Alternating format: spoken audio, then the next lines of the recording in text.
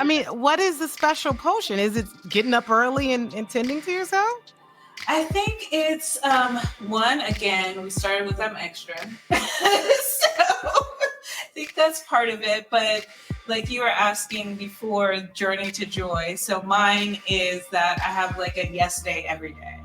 Okay. But I also know my boundaries, and I Uh-huh. really set and firm and know my boundaries. So I think those two together are helpful because it sounds opposite, but it's not. Yeah. Right? Yeah. Right. So if you can know your boundaries and your limits, then you don't overstretch yourself. Welcome to Journey to Joy Live, a podcast to promote wellness, resilience, and inspire joy. Be empowered to balance your mental, physical, financial, aspirational, and social health while providing mental health awareness and breaking down the stigma of mental illness in the Black community. I'm your host, Dr. Int Joy, and I'm here to help you transform life's challenges into opportunities for joy. Let's begin the journey together. Hello, everyone. Happy Thursday. It's episode 80, Retreat into Wellness, Embrace Stillness and Self-Care. And I have a special guest tonight, Dr. Aleema Zakers, who is also a psychiatrist. I'm really happy to have you because remember episode 17? We went live in New York and you were a guest, and now it's 80 episodes. You know what's so crazy is 17 is my number. Oh, my birthday, my line number, my social security, every important number in my life is 17. So that's really interesting. That's wild. So crazy. And I crossed on the 17th. Oh, come on. The 17th of what month? April. Okay, nice. I'm gonna have to remember that. That's cool. My anniversary is in this month, January 20th. So that's coming up. Yeah. Oh, exactly. So cool. Well, glad to have you. Tell everybody who you are. Yes, I'm Aleema Zakers. I'm a child and adolescent psychiatrist, but really see everyone. I also have my own company on the side, Lakshmi Health and Wellness. The name Lakshmi comes from my yogi name is Lakshmi. So that's where that comes from. And it's an Indian goddess. Ooh, nice. So I'm just embodying that. And I trained a lot in yoga, but I'm super extra. So I had to go to India to train. And so really? So that's how I go. I'm just extra. That's the way to go because not everybody does that. But it actually fell into it because I was doing mission trips. So after grad school, I took a gap year, did mission trips. And one of them was to a clinic in India, and it happened to be like a last resort clinic. So they had an MD, an Ayurveda doctor, which is traditional medicine in India, and a yogi. And then he was doing training, and I was like, yeah, I'm all about that life. So I extended the stay and like trained with them. So yeah, that's really cool. So were you already into yoga? Like, how did you get into it in the first place? Yeah, I got into it from fitness actually, which is an odd way nowadays. But I was a personal trainer and then got into like doing the classes and got into yoga that way. So I already had like an interest in it even before I went to India.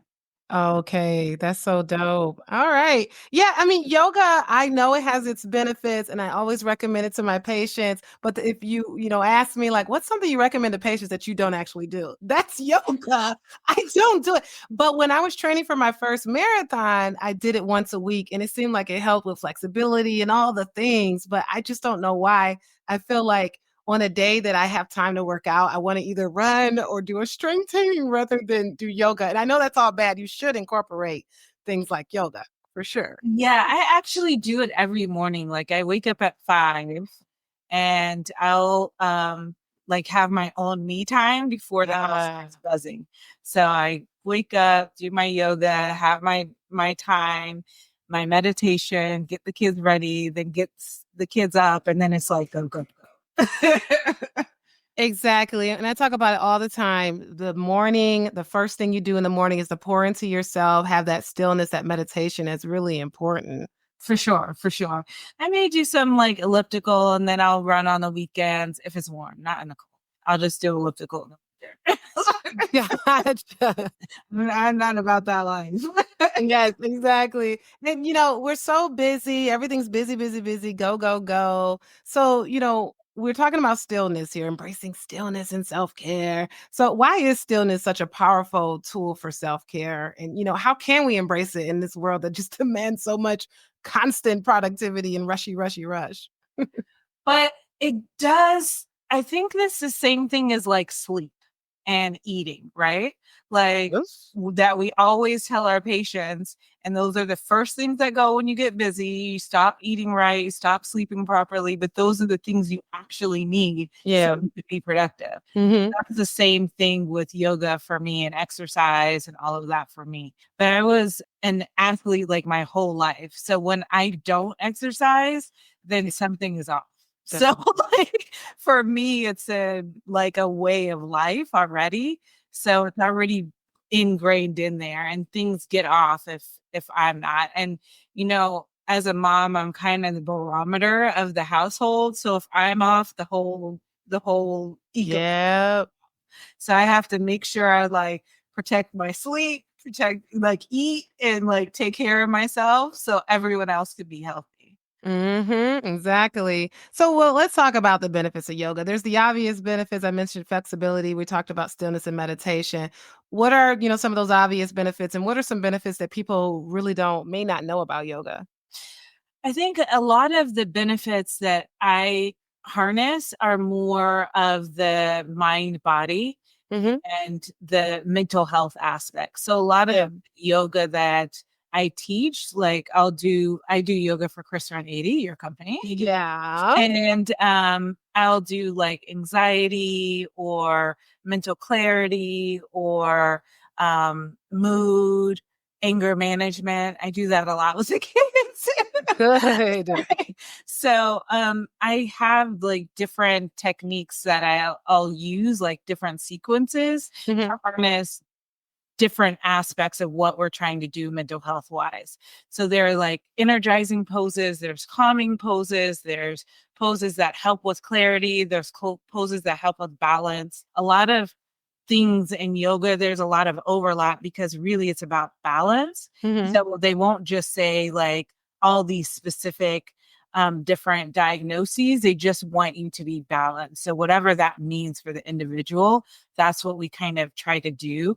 And it's some people who are like just slower paced or like Hmm. not too ambitious or like that, they'll do more energizing poses, right? Or in the morning, you'll do more energizing poses. At night, you'll do more calm, relaxation poses. Hmm. If you're like too ambitious and too extra like me, then you have to like tamper it down. Don't get too worked up. People don't like you to be in their face.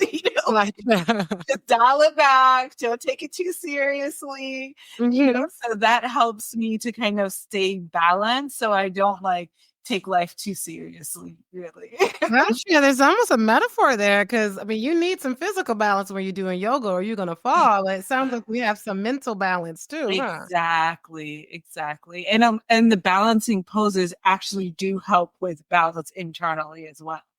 So those are some overlaps with the physical and the mind body connection. Gotcha. So for people who don't really like it, like I'm just remembering why I don't. There's like certain poses that like literally hurt. What is it? Not the square pose. I don't even know. I know, you're like, what is that? You're like, your leg is out, your arm is up, and then you're going backwards, and my thigh is just burning. But that probably just shows I don't do enough of it. But what should I be? And maybe it's just like running, because running comes easy to me. But what should we be telling our minds to help calm ourselves down and just do it again? If it doesn't feel good, don't do it. Oh, That's not what your body needs. okay. Because that's not what it needs, right? Like, I mean, you do want to, just like in life, you want to challenge yourself, but don't like, break it, right? Like, because you can't injure yourself with yoga. Like, people get injured. Mm. So you have to listen to your body. Your body tells you what you need. Like, a lot of times when I go into When I first started out, I would have a routine planned out and be like, shh, and be all like, this is what we're doing today. Like, but when you get in there and you feel what people need and don't need, then everything kind of morphs and changes already. Like last time I was giving a class, I had like a really energizing class. I'm like, oh yeah, they haven't done these things in a while. Let's get them working. Yeah. That's not what they were feeling at the time. So I just like went with their energy and what seemed like they needed. And they were like, easing into the stuff, and we ended up doing a restorative thing, and everyone could kind of look calm down. And I think that made a big difference too, because it was like after the election, so I think people were already kind of riled up internally, and so we had to just kind of dial it down internally, get the parasympathetics working, relax, move into it, ease into it. And so I'll do a lot of like, you can do a lot of props, especially when people are just learning, because alignment, again, helps with that balance. Alignment in the poses helps with your alignment when you're walking and sitting and all of these things. So it's all of those aspects you have to keep in mind and are important. Yeah, for sure. So, I mean, how can meditation and mindfulness, whether it's through yoga or through something else, how can it help us cope with stress and foster emotional resilience? Because a lot of us need to calm down. Right.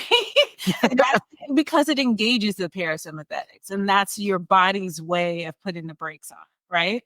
So time you can like put the brakes on your thoughts, your mind, the activity, just like slow down, take a moment, be in the present. That's always going to help you to like manage the stress better. Like you get 1 cup of stress, physical, mental, all of it is 1 cup. And if your cup is not empty because you have trauma or you're just dealing with a lot, you're not going to be, your cup is going to go over. Yeah. It's going to start overflowing once you have any stressors. Yeah. Stuff, even from the liquid. So stuff, even from the bottom is going to overflow. So you need to like be able to do things that can empty your cup and allow yourself some wiggle room, because there's going to be stressors, right? But you want to be able to manage them better, and you can if you're like already overflowing. I love that, because we usually talk about the self-care cup that you need to fill it, and then overflows, that's when you give to others. But now we're talking about the opposite, where it's in that cup, and we need that cup to be empty. We need it to be empty so that you can like manage these things. Because if you have all of this baggage, you remember like they always used to talk about the bag ladies, they come from here. They can't handle much more. Why do we carry that baggage? And this year I just want to bury it under the sea, under lock and key, and don't think about it, but it's still in the cup. So it still affects you, even if you don't think about it. Yeah, and there's multiple things we have to do. It's not just one thing. And this year I'm starting to talk to, I usually talk to the mom wife bosses anyway, but I'm specifically saying, hey, you mom wife boss, because we are the ones that are being everything to everyone. And we really need to pour into ourselves. How can we do that being so busy? You're a mom, I'm a mom, you're a wife, I'm a wife. It's like, how do we do that without feeling like we're neglecting them? You be intentional about it, right? Yeah. So that's why I wake up early. I have that space. I have that time for me. Like nobody's up at 5. So that's good. That's good. Nobody's up at Yes. So I'm good to go. I wake the kids up at like 6:30. Then we're going. And by then I'm ready myself.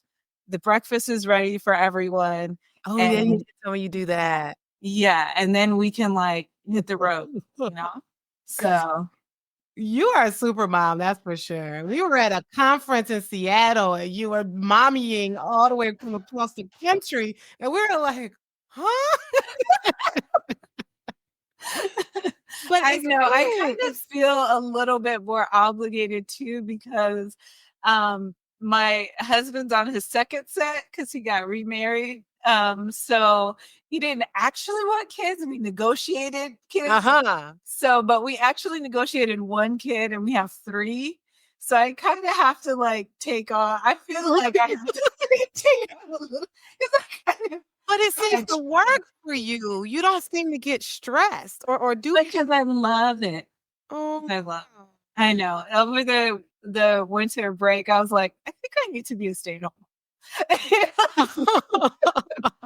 I was like, cook. gotcha. I would cook from scratch, make an apple pie. You love mommying, gotcha.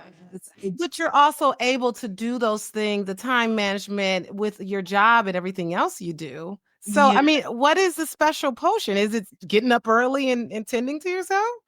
I think it's one, again, we started with I'm extra. So I think that's part of it. But like you were asking before, journey to joy. So mine is that I have like a yes day every day. But I also know my boundaries and I'm really set and firm and know my boundaries. So I think those two together are helpful because it sounds opposite, but it's right. Yeah. Right. So if you can know your boundaries and your limits, then you don't overstress yourself, right? So you can say, okay, I need this day, or I can do everything, but not at the same time. Mhm. So people ask, hey, can you do this? Yes, I can do that next month. Really? I can do that. I can do that. I can fit you in, tomorrow. But it doesn't have to be right now. It has I can still say yes. And I think that has given me a lot of opportunities, like going to India, to Guatemala, to Egypt. I worked in St. Thomas in the psych hospital. I worked in Jamaica in the psych hospital. Like all of these opportunities because I'm saying yes, right? Because I was gonna ask you what you meant by yes day every day. So you mean you say yes, but it's like, yeah, next year, next month, tomorrow, not Exactly. necessarily now. Even my guru was like, you need to do a conference. I was like, great, I can do it in July. Yeah. I love it. And you're inflicting your boundaries. Yeah. Yes, because I know how much I can manage from time to time, right? So if I need to do other things, then I also have a support system too. So that helps too. If I need a break, I can take it. And I can be like, hey, I need a break. I just need a day where I just Netflix and chill. Yeah. Everything is off. And I don't do anything. I don't even cook. I order food. Yes, that's allowed. So if I need those, I take. Gotcha. Yeah, when you know what you need. So what do you say to the people that says no is a complete sentence? Because it's the opposite of what you said. I think that's a way of boundary setting, but it's a limiting way. So yes, it's setting boundaries, but it's a way that's still limiting you because you're missing opportunities. Oh. So you can say that you can't do it right now, right? That doesn't mean no, you'll never ever do it. It's not at this moment. Right. So instead of saying no, just see if you can fit it in somewhere if it makes sense. Yeah. Well, this is a really good topic because it's a matter, you mentioned opportunities. So it's a matter of knowing what's actually an opportunity and what's going to drain you no matter what or when you do it. But you can buffer it. So like I said in July specifically, because I know that June I'm gone and the summer months are easier for work. I don't have a lot of patients. It's pretty light because the kids are like not in school. So that's why I'm saying like, yes, I can do it when I have time. And that's when I have more time because that's more effort. Right. So you just know that and be able to like be flexible with your schedule or know when you can shift things around. That's good because a lot of people are afraid to say no. I mean, we've got our people pleasers out there because they don't know their boundaries also. Yeah. So that's why I tell a lot of people to like, if they, work on it in therapy, but at this stage, since it's difficult to get the word no out, just say yes, but and have a caveat to it. Right, exactly. And that's okay. You don't have to do it now. Exactly. And I think that when people hear yes, they feel like it needs to be the second, which is not true. Even with patients, right? They're like, their emergencies, like, just calm down. No one's dying. No one's dying. Unless they are. But if no one said it, then right. we can deal with it. We can manage. And so, like, let's sprinkle in ADHD with all this, because I know for me personally, I have ADHD, and so usually I feel like I gotta say yes now or do it now because Imma forget. And if I forget, then that's the anxiety of whatever the thing is. I'm like, "Oh, I didn't do it, and then I forgot, and then there's some issue." So then if I'm saying yes to everything because I'm afraid I'm gonna forget, then there's the stress that my plate is too full. And that's just me, but, what do we say about people who do struggle with that?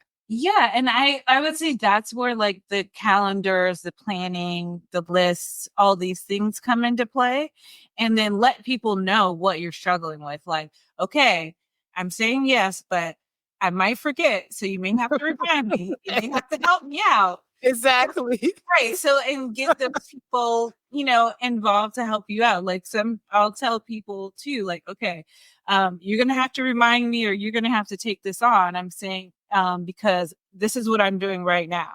And right now, it's not super a priority. I know it's a priority for you, but I'll help some when I can. So you're going to have to be the one who's like more invested than I am. Because it's their priority, so. Exactly. So you're going to have to just be more invested and hunting me down and that stuff. And that's just how it's going to be if you want this to happen right this second.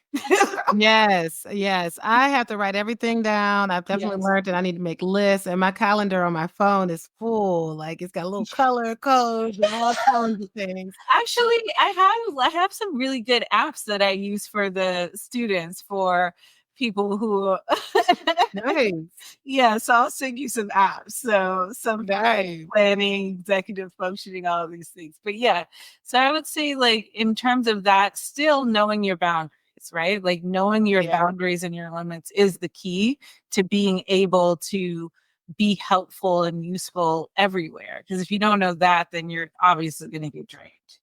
Exactly. So that's very important. And, I was going to ask about if you had any actionable steps of how we can incorporate self-care in our daily routines, but really we're talking about it, making lists, making a calendar, being intentional, you said, because a lot of this isn't going to just fall on us. We really got to work through it. We got to think about it.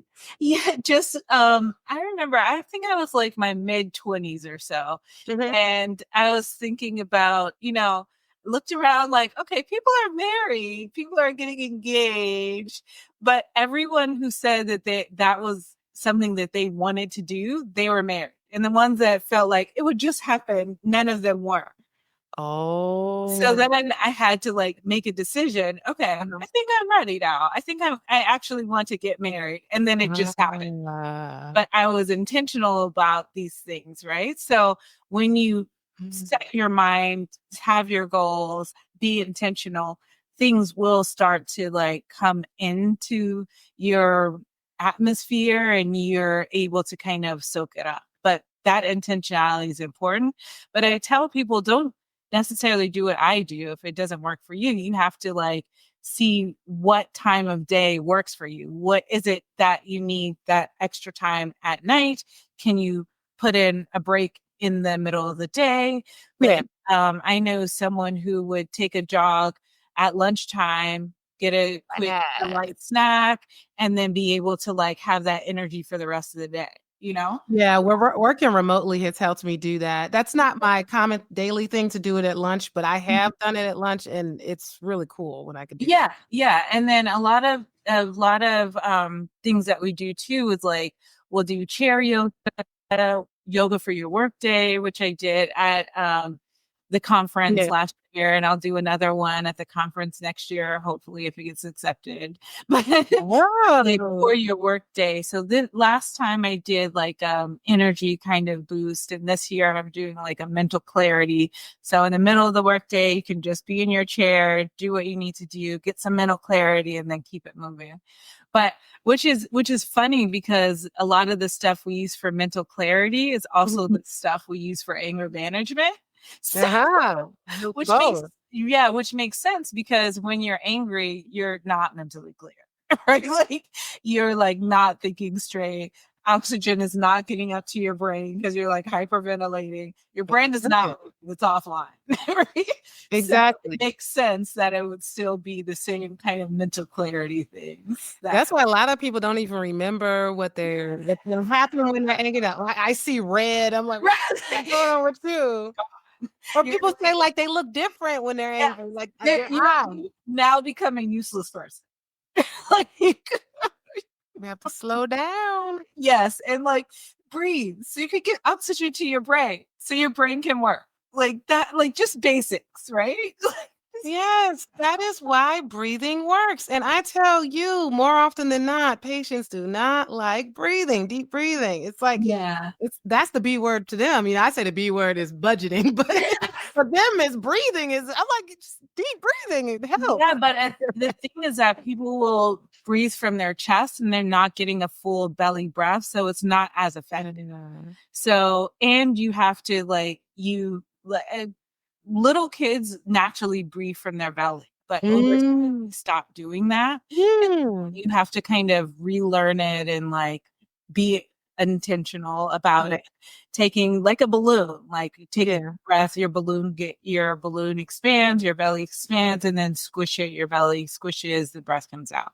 But being from your belly and being intentional and just focusing on that can help you from your mind from like going in a million places because it's also a grounding technique, right? Yep. So being intentional about these things and about where you want to be and what you want to do and who you want to be is very important.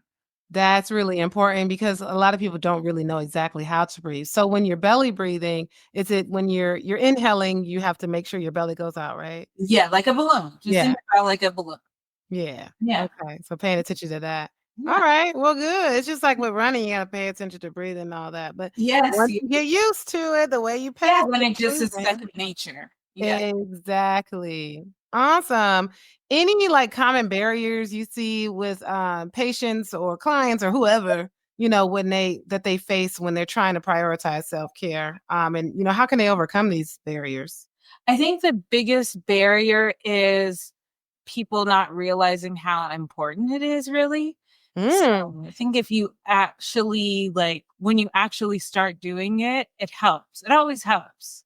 Everyone says it helps, but you actually have to start it and see the benefits. Then you're like, wait, like some patients, I don't even have to use meds once they start lifestyle modifications. They're like, yeah, it's a lot. Like, I don't even think I need meds. I don't. You never did. You just had to like eat. Exactly. That's what I tell my patients. And they're like, wait, you're not going to give me medication, but you're a psychiatrist. I'm like, but you can do this without a medication. Come on. Yes, because the one big public health failure is that I feel like happened with mental health is that people think that a pill is going to cure them when really they're the only ones that can do that for themselves. But that's not how people approach mental health. They approach it like, kind of fix me. Like, that's not how it works. Sorry, Luba. Correct. And I'm a firm believer that the ones that I see that's been on like all these medications and all the categories, I'm like, you just don't need a medication. That's why you have to do the work. And it is hard. You got to do the therapy work. You got to eat healthy, make sure you're getting sleep. It's a long, long list, but you can do it with or without medication. I mean, there's some people that need it, of course. Yeah, for sure. Yeah. But it's coming from a psychiatrist here. Huh? But a lot of times they don't need it. And if they need a psychological crutch or if they just need a little bit extra help, I do a lot of supplements too. So correct. What supplements do you recommend? Fish oil is my go-to. Yeah, omega-3s. But the problem with that is that the dose that is over the counter is not therapeutic. Yep. And then people don't know how to pick them because basically if they don't have an EPA DHA breakdown, it's just garbage. So don't waste time. So, and those two you have to total up. It doesn't matter what says on the front of the bottle. You have to total up that kind of back. It's really like 3 grams. I say 2,400. So you say 50 grams. Gotcha. 2400 is fine. I would say anywhere in that range is fine, but it's like a lot more than what the bottle instructions would say. Uh-huh. People just don't know how to choose them properly. But when you use them, they work for sure. Yeah, and I don't really have a brand that I recommend. Do you? I just say go get it. I like the Nordic Natural because it's liquid and I don't have to take like 4 tablets. Right. Some older people, they don't like it because it reminds them of like castor oils that the old Yeah. mamas and grandmothers used to make them drink. But there's like wisdom in these things, though. You know, like they didn't come out of nowhere. Like your grandma and all this, they understand and they'll tell you, you just need to get some sleep, child. And they're right. Like, they're not wrong. Exactly. But since they're old, people are like, oh, they don't know. Right? It's not scientifically based, but it is really like even all the yoga stuff, all of that is like ancient, right? The mental health, the grounding, mindfulness, and now we packaged it and boxed it into like therapies and said, okay, let's input like initials on it and said, okay, try this. This is new. Like, yeah. Okay, I'll try. Like, it's stuff. Right. Not too many things are new. Yeah. Even when I started in psychiatry, they're like, oh, you're a natural. I'm like, this is not new. This is like yoga stuff. Wow. Yes. True. Yeah, because and I don't know your religious background, but also like in the Bible and spirituality, when they talk about renewing the mind, all of that equates to mental health too. How we need to change our mindset, reframe our thoughts, and control our emotions. So that goes back to ancient biblical days. But every religion has this, like, person and take care of yourself. Every like major religion has these things. These tenets. People just you like pick and choose. Yeah, that's interesting. Just be a good person, take care of yourself. Let's pick which one. Let's start there. Right. Any other supplements other than omega-3s? Yeah, I do NAC a lot too because and acetylcysteine. Yes, and acetylcysteine, one, because it helps with a couple of different things. One, smoking cessation from a lot of adolescents or like young adults smoke weed, that helps them like stop that and kind of transition. So that helps with that. A lot of people on the autism spectrum can't tolerate a lot of meds, especially since the autism has like a OCD-ish component to it embedded in the diagnosis. That helps with that, and specifically helps with the thoughts in OCD about the overthinking. Correct. And that. So I use it for those kind of 3 things. Right. Or nail biting or hair picking. Yeah. So like those kind of are the 3 things I use those ones with. You can use some other supplements, like the lavender has really good, robust information about that. And that's for the anxiety. And they actually have some good trials for that. And they have a calm one that you can get at Amazon, anywhere. So that one is good for anxiety, and it actually has some good research behind it. Chamomile has like loosey-goosey research, but I think the act of self-care and brewing a tea and like is super into teas. But just the act of that kind of self-care, the warmth and drinking and all of that stuff can help. But in terms of like clinical research, it's like, hit or miss. But I actually use the chamomile. They have these like little droppers of chamomile when my kids were teething. And really helped with the teething, the chamomile. And my 6-year-old just got our 6-year-old molars, and it helps with that too. Good to know. Yeah, so it helped with that too. So they're like just these little droplets. And yeah, they are. Speaking of lavender, what about aromatherapy? Like I'm thinking of eucalyptus being calming, de-stressing. For sure. There's definitely a lot of aromatherapies that are helpful. And the lavender, you can do oils, supplements, all of these things, all the things, right? Yes. So, but there's definitely stuff to smell and engaging all of the senses and managing these things and grounding and being mindful in this moment and what you hear, see, taste, smell. All of those are very good grounding techniques in general, but for sure, all of those help. Massages are like work like gangbusters.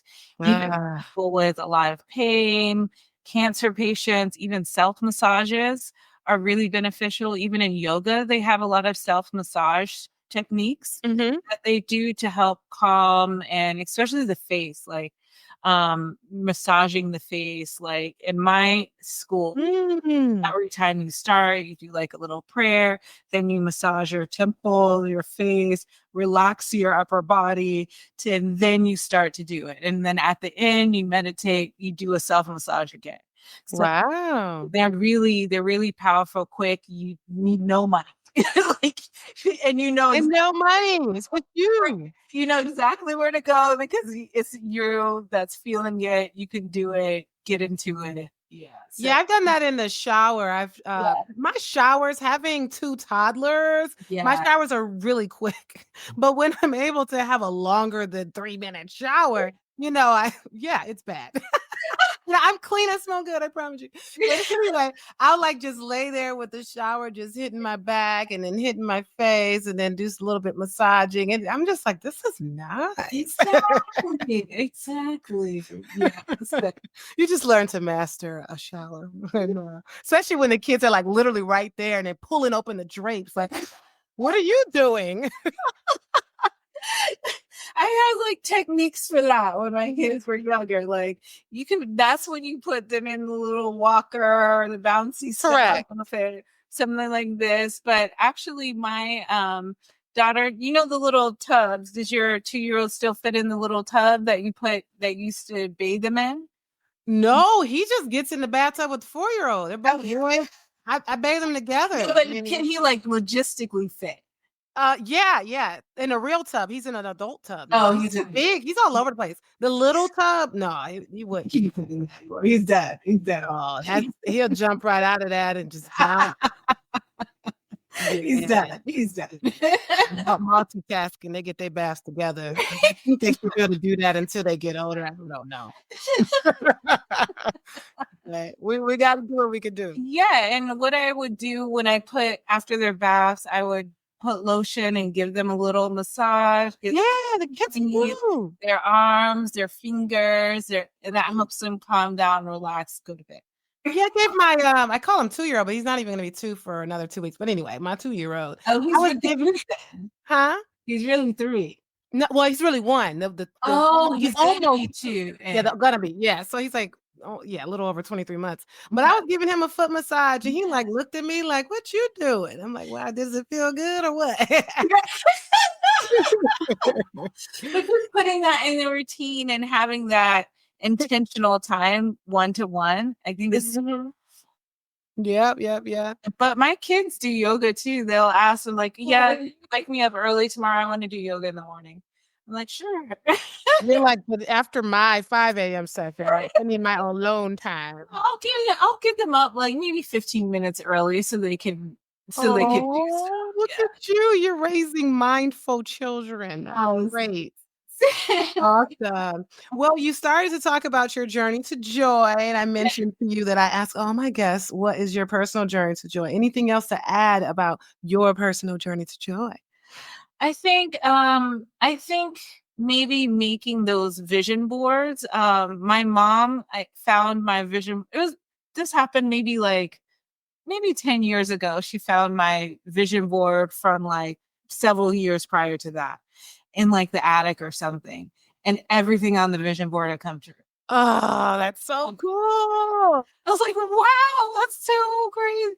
There's like tweaked a little bit, but everything was like there. I love when that happens because I have a vision board binder. It was a church called Life Changers, and she had this huge thick binder. And the same with me. It's like, oh, it came true. So vision board. But I don't think you need to like obsess or like like be like, so like this needs to happen and this needs to happen like right now. Like I just kind of did it and like put it aside and it's back there in your subconscious, right? Like you put it out into the ether and then say yes. I think it all boils back to being intentional, right? So when you think about it, you see it, you write it down, then you're going to go try to aim for it. If you're just aimless, it's not going to happen. But if you work for it, you're going to find those resources to get there. If you say yes. If you say, and you got to say yes. It may not be now, but a little later. Right. Thank you so much for coming on Journey to Joy Live again. Pleasure. It was a pleasure. Thank you so much for inviting me. We have to do this more often. I know, right? And From 17 to 80, that's a great jump. That's true. That's true. Well, maybe episode 117. All right. Well, Dr. Aleema Zakers, you can find her at health_Lakshmi. I think I pronounced it right this time. Yeah. Yes. Thank you so much. I will be right back. This has been an Enjoy Life production. If you're in a crisis, don't hesitate. Call, text, or chat 988 for immediate support. Please note, this podcast is for informational purposes only and is not a substitute for professional treatment. If you're looking for therapy or medication management through Enjoy Life, visit www.drenjoylife.com to request a consultation. I accept Aetna for Georgia residents, and out-of-pocket services are available for others. I'm licensed in Georgia, Florida, Michigan, Tennessee, Maryland, Wisconsin, New Hampshire, Illinois, Virginia, and Minnesota. Be sure to grab your copy of the Enjoyno on Amazon for $39.08 to help you on your wellness journey. And remember, Journey to Joy Live is every Thursday at 7 p.m. Thank you for joining me. And until next time, may you continue to transform challenges into joy.